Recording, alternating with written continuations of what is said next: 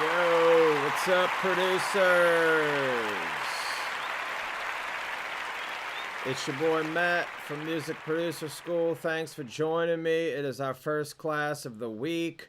As always, if you're just joining and you have not joined the Producer School community, go check that link in the comments on Facebook, and I'll approve you just as soon as I can get to it.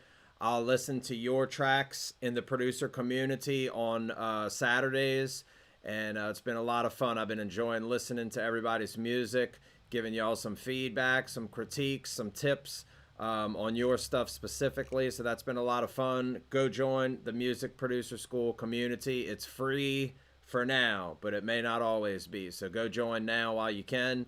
We are going to be doing our continued Let's Make a Song series. Like I had mentioned before, I've done about 3 or 4 months of lessons at this point. You know, at some point you have to put this stuff together so that you can make a complete song. And that's the idea with this. I'm taking it very slow this first go round for all the beginner producers out there. If you're not quite sure what the whole process from the idea, from writing the song, I kind of went into all those things last week. So if you missed that, be sure to go back to my previous lessons. If you need to see any of the previous lessons, they're all free. They're on our Facebook page, which you can just click on the videos tab and you can go find all the previous classes are there for free. You can also go watch all of our previous stuff on YouTube. And if you need the YouTube link, that is in the comments as well. It's the Linktree link right there in the second comment. So without further ado, let's go ahead and jump into this. Let's Make a Song Part 4 today. And let's make a song. So today I'm going to be showing y'all one of my favorite probably techniques for writing music. If you're not super theory versed, meaning you're not really good with music theory and you might not even play an instrument that well, you might notice that, you know, sometimes when you just click in notes, you know, whether you're in Ableton like this or you're in FL Studio or Logic or whatever you're working in, you may notice that some of your favorite producers' songs, they sound, you know, pretty cool, like they lively, they have a little energy to them. And when you start just clicking your notes in, you may notice that your stuff doesn't have, what's up, Fadi? Thanks. I'm going to try and help you the best I can. If anybody has any specific questions on anything, also be sure to put them in the comments and I'll try to address any specific questions that you have. So if you're not very good actually playing an instrument, or maybe you're just not good playing the keyboard, but you're trying to write, what we're working on this time is more like a dance, kind of a house music type track.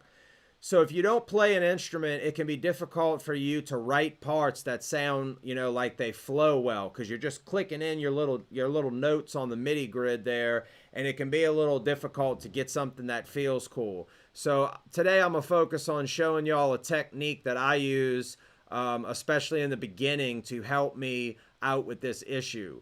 So let's first listen to what we got so far right now. One more day, feels like you threw my heart away. One last chance, you let it go, love slip through your hands. And ain't it sad when the tears start coming, falling down like rain? It's like a sickness, you broke me with the quickness of brand new kind of pain. And all I can do is, all I can do is, all I can do is dance. All I can do is, all I can do is, all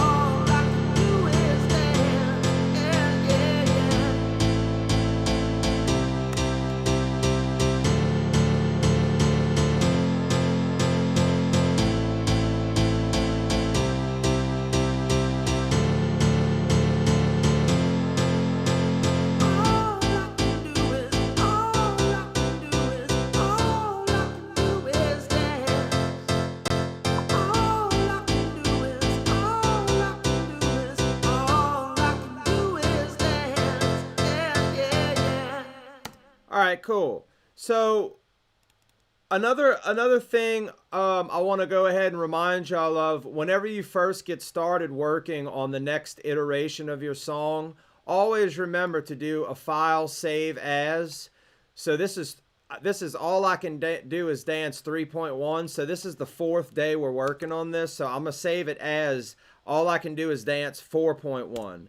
And that way, if I go in here and I start changing stuff around, maybe I work on it for another couple days and I decide, you know what, this sucks, I should just go back to what I had before. Well, I can just go back to that previous version before I started changing stuff, and I can get back to what I had. Now, I had mentioned before, I just updated my Ableton to Ableton 10, and that's because Ableton 11 is about to come out, and they're actually introducing a feature called comping, where you can actually have multiple versions of MIDI and audio on the same track. And it's kind of meant for when you're creating vocal parts, where you can record the singer multiple times and you just go through and pick the best part.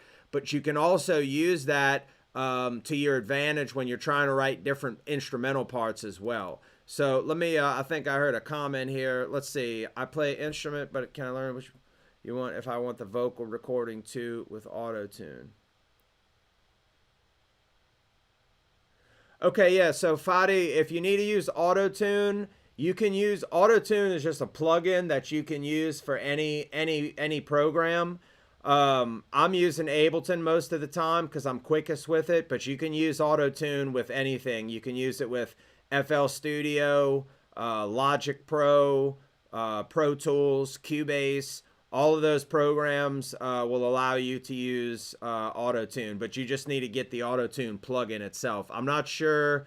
I don't think auto-tune actually comes with any recording software. I could be wrong about that, but it's a third-party plugin. So you just go to the auto-tune website and you can download it and get it wherever you want. So here's the thing. When we work on songs this way, you know, I prefer to kind of do short sessions. I used to do really long sessions, but sometimes you start going around in circles because you're listening to the same thing over and over again. Yeah, Fadi, you can do it on FL Studio for sure. So I like to split my sessions up because just now, since the last time we worked on this, I'm already hearing things that I would like to do that could make this better. So for example, I'm not going to get too off track with this, but in the build, for example, I have this build that starts right here, and it's kind of like the pre-chorus, I would think of it as. So I like the movement because we're doing just long held out chords here, and then it goes into more like staccato type chords, right? It's like a sickness, you broke me with a quickness, a brand new kind of pain. And all I can do is, all I can do. Right, so that's cool, but the thing is, I'm noticing is we're doing that for this whole 16 bar section, and it gets a little repetitive. And also, if I know in my drop I'm going to be doing some movement in order to get the dance floor moving, I'm going to be doing, again, more of these staccato type notes. So again, always thinking in contrast, what can I do to change it up? Every 4 bars, every 8 bars, every 16 bar section, what can I do to keep the song moving? So I'm hearing that this thing gets repetitive because we've got 8 bars here and then we've got 8 bars of the same thing here.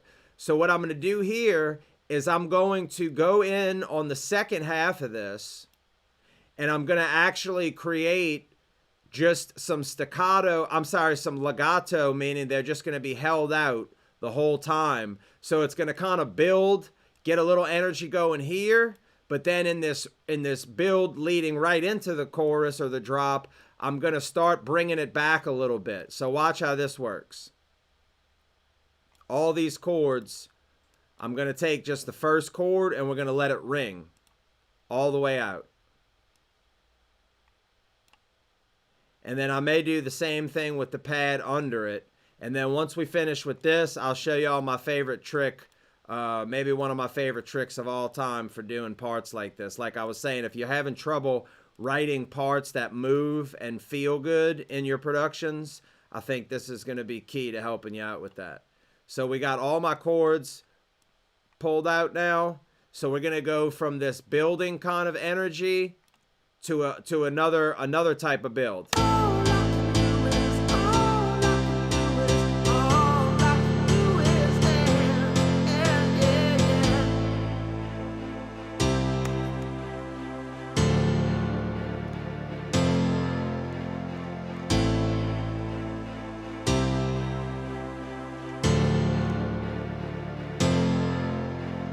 And you might hear in there, I have that pad is still doing that same movement. So we're not losing it completely, but I'm doing the main instrument, which is the piano here. I'm kind of, again, the idea is we're going to build, start pushing the audience a little bit here, and then we're going to bring it back and kind of tease them. So that way, the other key here is the more we can bring this back right before the drop, the more powerful the drop's going to be. Because again, if I'm doing this rhythmic dun dun dun dun dun dun dun, if I'm doing that right before the drop, well, when the drop kicks in and starts doing more of that dun dun dun dun dun type stuff, it's not going to feel as powerful, and we're going to lose impact. So again, always just thinking in contrast. How can I push it and then pull it back a little bit? Tease them and then pull it back. And then when the drop hits, we let it go full force, right?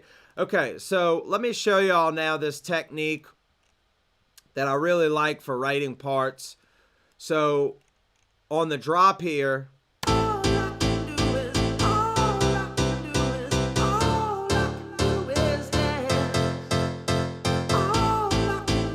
and one other quick thing I wanted to show y'all here, since I think this is kind of how I want this part to roll in the build, I'm going to consolidate this whole thing here.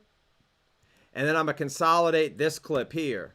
And what I can do is I can actually rename my clips here. So I could rename this build A, and then I could rename this clip build B, just so I know what each one is. And what I'm going to do here is I'm going to take all these notes, and let me go ahead and get rid of the notes that I'm not using so I don't confuse anybody. Get rid of that. Get rid of this. I'm not actually using these notes. They're just muted out. Okay, and then in build B, same deal. Let's get rid of these notes that we don't need. Don't need this, don't need this, or this, or this. Okay, so now when I go into this build A, I'm going to select all these notes, and this is a cool little Ableton trick. I select all my notes, and I'm holding the command key, and I'm going to click down here. These things down here are my velocities, and you can see everything's at the same velocity right now. So I'm going to drag this line and make all the velocities start a little bit lower. It looks like I didn't catch all of them there. Let's try again. I'll just bring this one down manually, because the idea is I want to, again, create a little bit more kind of movement here. So we're not just banging the keyboard full blast each time. We're going to start low. This is the velocity of the notes, and you can see it just builds all the way throughout this section. And then on the same thing on the build B, I'm going to do the same deal. I'm going to start my line here, and we're going to build it all the way to full power. And it looks like for some reason it doesn't want to catch that first one, so I'll just bring it down manually.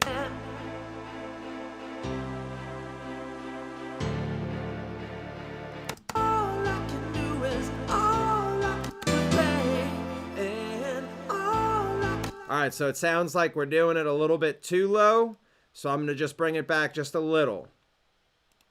You don't want to make anything too drastic here to make it sound like we're losing something. So let's try this now. Perfect.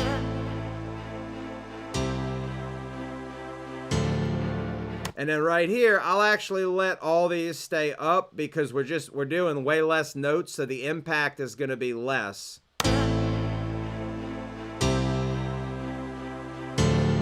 And then let's see what happens if I just mute these top notes. Again, I'm trying to think, what can I take away here to get it to kind of bring the power back so that our drop is going to sound even more powerful.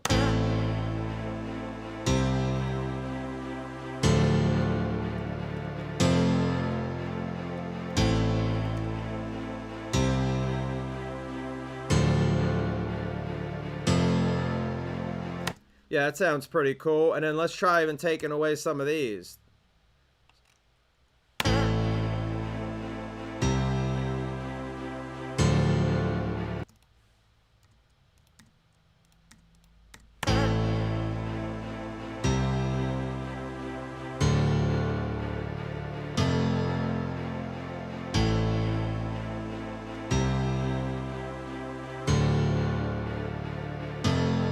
Yeah, I like that because again, it's thinking in line of how can I take some things away so that way when the drop comes in with more of these notes in the keyboard pattern, it's going to sound that much more powerful. So I kind of like that.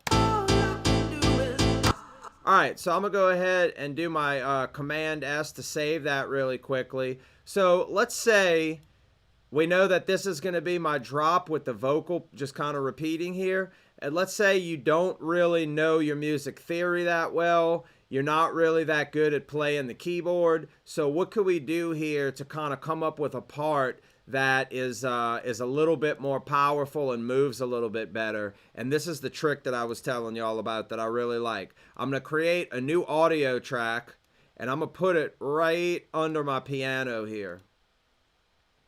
And I'm going to turn on my external microphone and I'm going to just put it on channel 1. And then if I mute my microphone on my screen software here, but now I turn my mic on in Ableton, y'all should still be able to hear me, right? So this is what I would suggest doing. And this is actually really killer for melodies, but I like doing it for piano parts like this also. So what you can do is remember this, and this is one of the most key things that you'll hear in music production. Melody, but also chords, but especially melody, is 70% rhythm. Meaning if you can get the rhythm right, the notes almost don't even matter as much, meaning the pitch of the notes. But if you can get the melody right, I mean the rhythm, I'm sorry, if you can get the rhythm right, you're going to be 70% of the way there. So let me show you what I mean here. Let's say we didn't have a part up here because you couldn't think of anything. Well, this is what I would do first. Or let's even say you have this part, but you're not sure about the rhythm, which I might not be 100% sure about the rhythm just yet. So what I'm going to do is I'm going to arm this track and I'm going to record just myself mouthing the rhythm to this, how just naturally it comes to me, how I feel like it should go, right?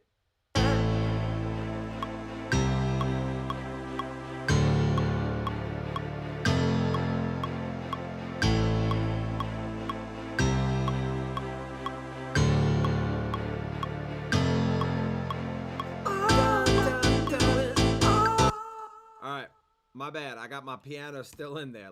We're coming up with a new piano part. So I'm just going to be mouthing this piano part and watch how this works.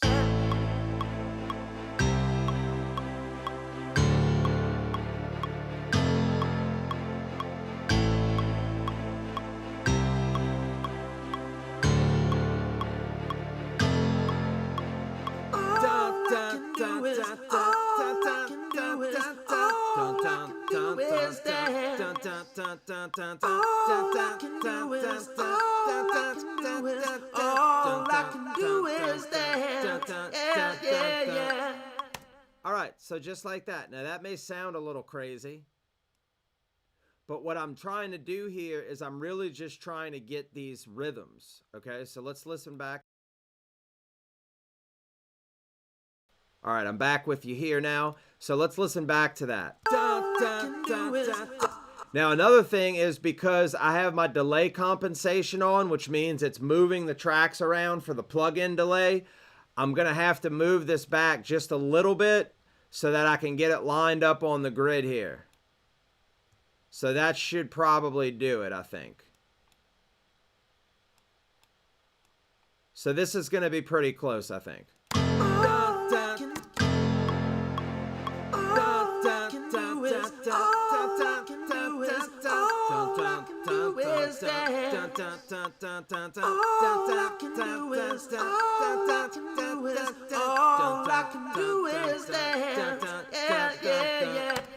So that might not seem like too much right now, But what I'm also going to do is I'm going to go, and this is a little bit more Ableton specific. You don't have to do this, but what I can do also, well, I'll tell you what, I'll do it in a way that you don't really need Ableton for, because I don't like to do Ableton specific stuff when I'm teaching this.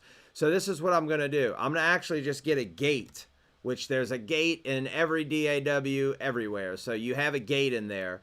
I'm going to solo this, and I'm going to set my gate so that I'm just getting a quick little blast, okay?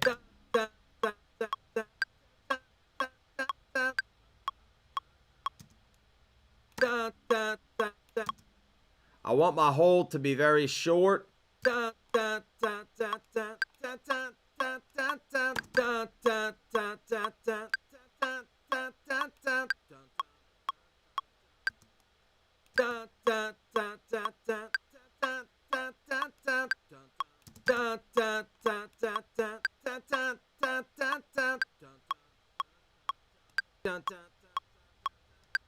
So right here, it looks like I need to bring my volume up a little bit because of the way I sang this. So what I'm going to basically do is just get all of these kind of in the same volume ballpark.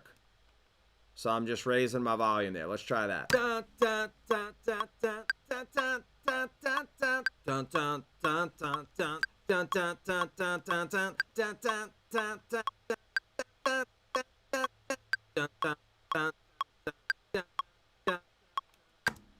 So you see how I'm basically just setting this up to where I'm just getting these quick little blasts, right? Bring this one up a little bit more.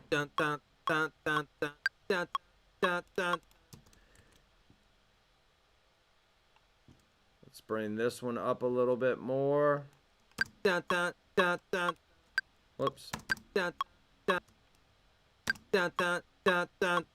right, I think that should be good. Okay, so what I'm going to do is I'm going to duplicate this track, and then I'm going to freeze it, and then I'm just going to print this with the gate on it to audio. So I'm going to flatten it. And now I have it not quite the cutoff that I was looking for. So I'm going to just go in and show you how to do this manually. That's one way to do it with the gate. But what I want is I want these notes to just basically be just single notes. So I'm going to just cut here. Like this. Like this. This. And I'm just doing this quickly because I don't necessarily need all of these notes, but I just want to kind of focus on the rhythm, right? Now there is a way to do this in Ableton that's a little bit easier than this, but I don't want to do an Ableton specific thing. So you can see what I'm doing here is I just kind of sang this in, and I'm just getting these notes rhythmically. And it'll make sense in just a second what I'm doing here.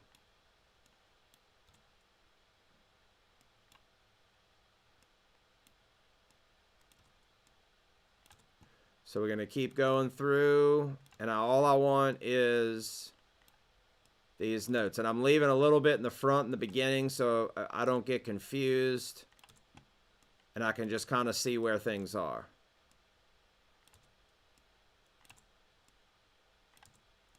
And the reason this works well is because it allows you to just sing the part. So like if you think about it, if you're at the club or for any, it doesn't matter if it's a club song or not, just if you're singing along to music, whatever feels natural is usually going to be what works best.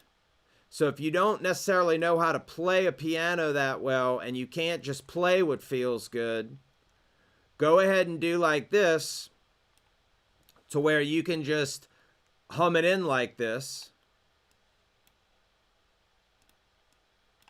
And that way you don't really have to worry about if you can play well or not.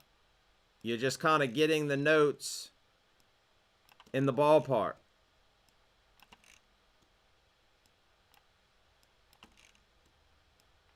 So I'm just going right on top of where these notes start. I can have a little bit of play with them if I want, but I'm just looking for where the notes start.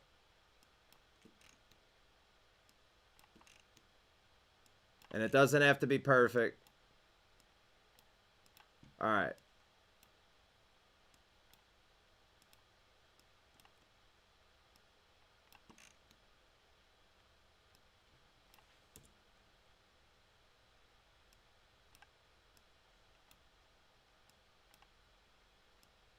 So I'm going to show you how this works and apply it to what I have currently, and maybe it'll work a little bit better for our drop.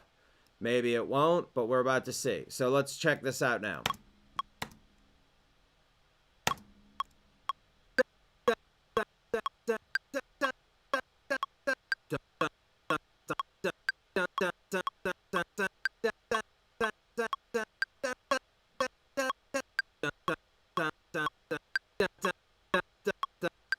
Yeah, that was pretty cool. So what I'm able to do here now is I can turn on my piano, and let's see where my piano differs from what I'm doing with my vocal here.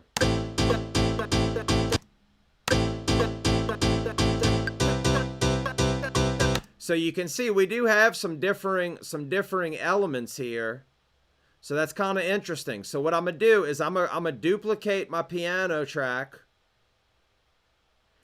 And I'm going to call this M1 Piano B. And the first one will be M1 Piano A. So I know that's the first one I did. And I'm going to turn that track off. And let's move these notes now to fit right over what my vocal is doing here. And let's see if that sounds any better. Because the idea, again, is what I sang is kind of how it would feel if I was just, naturally in the club, like hearing it. So let's see what this sounds like. Yeah, we might be on to something here, because natural is always better. The ones I did before, I was just sitting there programming. You're kind of guessing and then just listening back. Whereas this, I'm actually getting these, the feel. Again, this, I cannot stress how important and cool this tip is, because again, if you don't play an instrument, it's going to help you a whole lot getting some more stuff that feels good in your tracks. It's just going to feel better and make a lot more sense. And that's what we want for your listener, is to feel it, to feel good.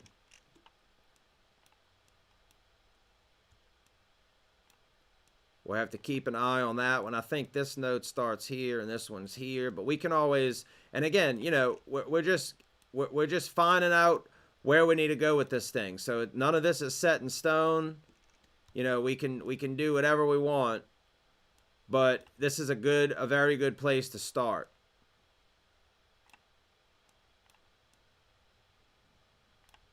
Like right here, I'm not sure. I think I was maybe starting there.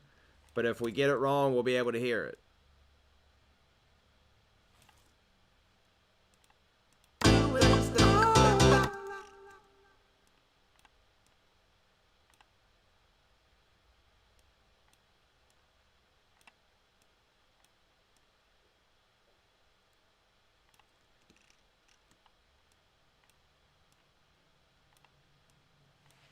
Get rid of that guy. And then I do like to go through and get rid of just some of the excess here, because I can just kind of tell quickly where I put these notes. So I'm just deleting and getting rid of some of the excess stuff here. Again, that's more of just an organizational thing, but it's a little more helpful if we need to slide these chords around to know where exactly we have chords and where we don't. And it's also going to help me confirm that I'm matching up to my vocal. And if there's a discrepancy somewhere, we can kind of just visually key in on it. All right. And of course, as we all know, the drop is, the most important part of the track. So we want to make sure we get something. Again, rhythm is 70% of melody. And even though this is not a melody that we're playing, we need our chords to start off feeling good. So that way, when we do come up with a melody for this, if we do put a melody on this, on a top line, we're going to have something that feels good to the listener. And that's really the most important thing. And these chords, if they're right, that's going to set us up for success down the line. I think this is probably like this. So let's see what we got now.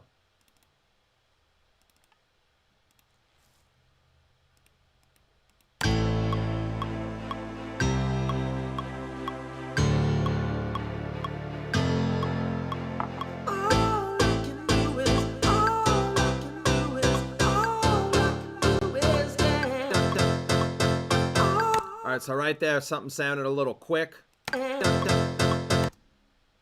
So maybe this back a little bit. Nope, that wasn't right. Looks like maybe this needs to go back. All right, let's go back a little and listen. All right, I don't like how quickly this one's coming in.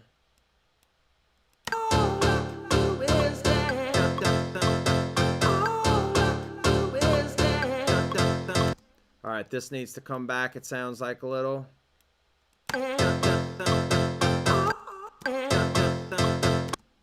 This needs to come back.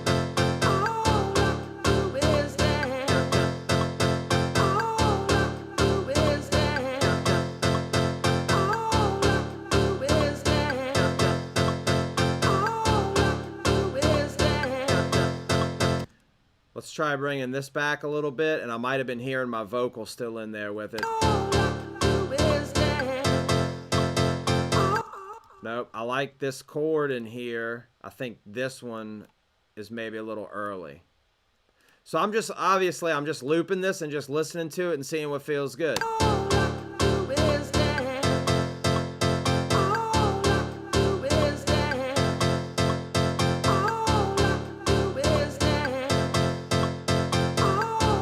All right, I'm digging that. So let's keep moving. Listen back to it from the beginning in context here.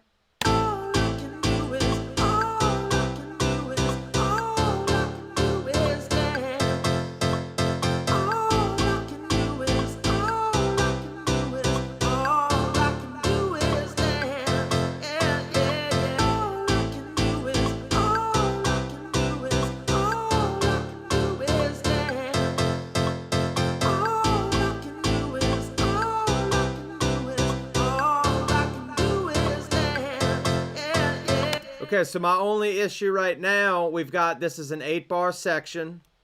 So the only thing I'm hearing right now is in this second half. Again, I'm always thinking of, take the whole section, split it into halves, and what can we change here? So right here, I hope I conveyed how quickly and easily you can do that. I mean, I literally just hummed in this pattern, and I just copied the pattern to this piano. So really quickly, let me close this up. That was our little vocal example. And then let me go in and I'm gonna cut the excess on my original chord progression so y'all can physically see how much we changed on this thing. And it'll be cool for me to see it as well. So this is on top the progression that we started with, which I think both of them will work, but the idea is I'm listening on that vocal take I just did, I'm listening to the piano, or I'm sorry, to the vocal that's going to be going on in the drop, and I was trying to do something that was going to feel good based on listening to the vocal while I was doing that. So I feel like this second one may work a little bit better. And again, this technique is awesome if you're trying to come up with melodies, because once you have a rhythm that feels good, you're going to be in a lot better shape for everything, because everything, once you get the rhythm right, just becomes a whole lot easier. And you can see how much different in some of these measures our rhythm with the piano has become now that I did it this way. So it's kind of cool to see almost two different versions of what we had. And then we'll just pick the best parts of each and see what works best. So you can see there how much different, you know, this stuff is. Now, what I was saying is in the second half of this drop, this is my first half right here, and then this is my second half. The first part of this drop, I start on the downbeat. And then my second measure, I'm just doing an upbeat thing. Here I'm doing an upbeat. Here I'm doing an upbeat. So I'm going down, then an up, and up, and an up.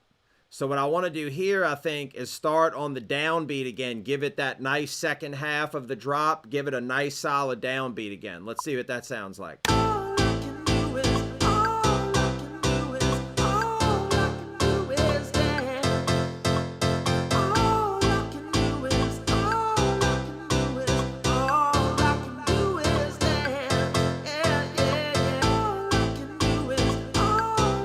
Yeah, I kind of like that.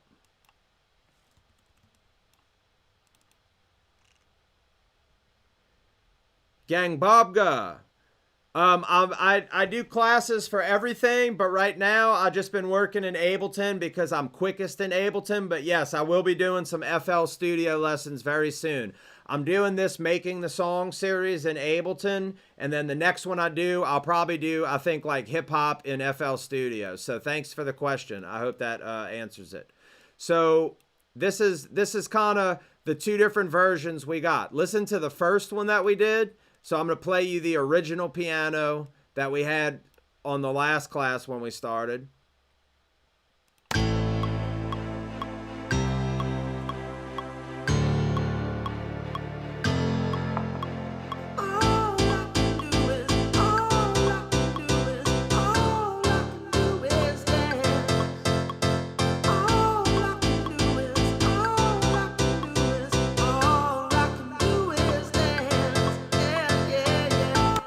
All right, so that sounded cool too, though. Now let's listen to the next one.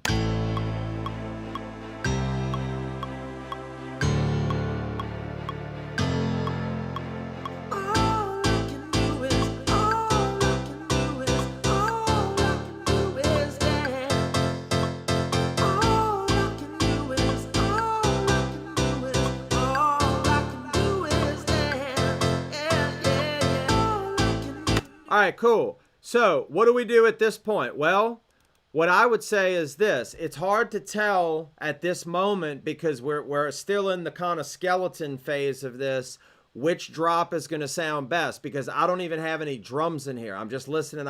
You could probably hear the click of the metronome going.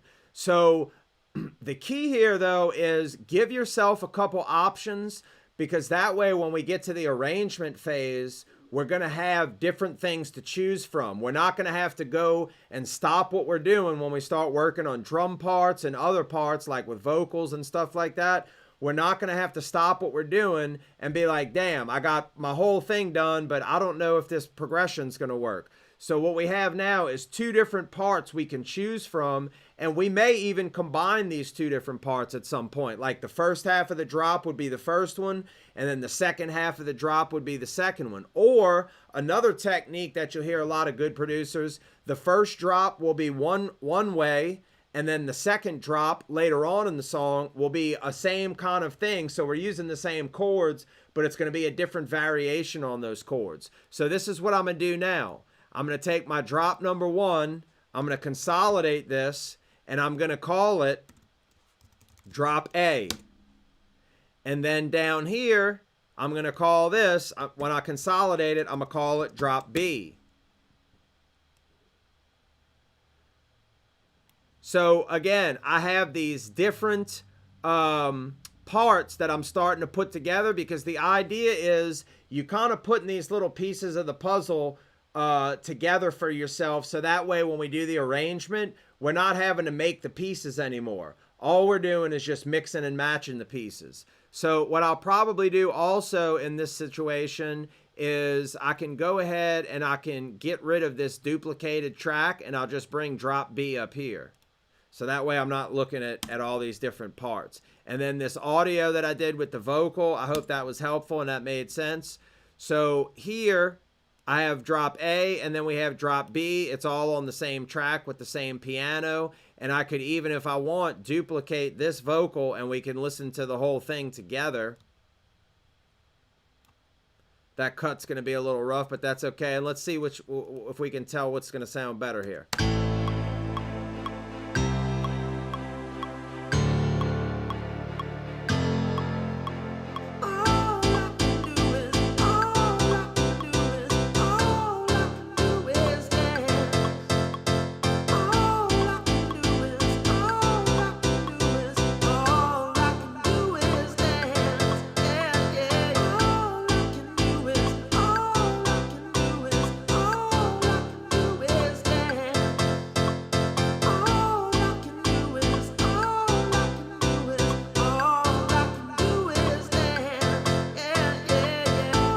All right, so interesting there. You can actually hear with those two different drops back to back. The first one sounds a little more urgent. It sounds almost like it's faster because of the way the rhythm was done. The second one sounds like it's almost a little bit more laid back, almost getting into a little more of like a deep house type of vibe because it's not so urgent and driving. So my intuition is telling me that I would probably go with drop A on this one.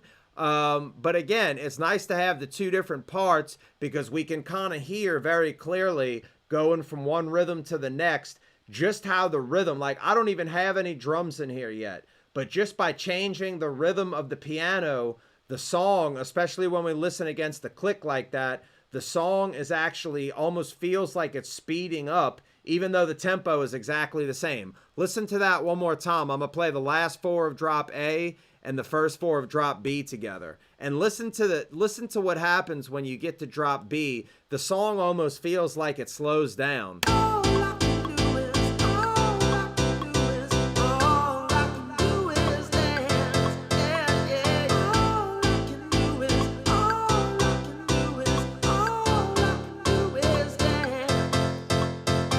That's crazy how that works, isn't it? All right, I'm going to leave it there for today. I think we have a cool drop part, and then we have another B part now that we can take from. I definitely wanted to show y'all that little vocal recording trick to get the rhythms. And the thing is I just did that one time.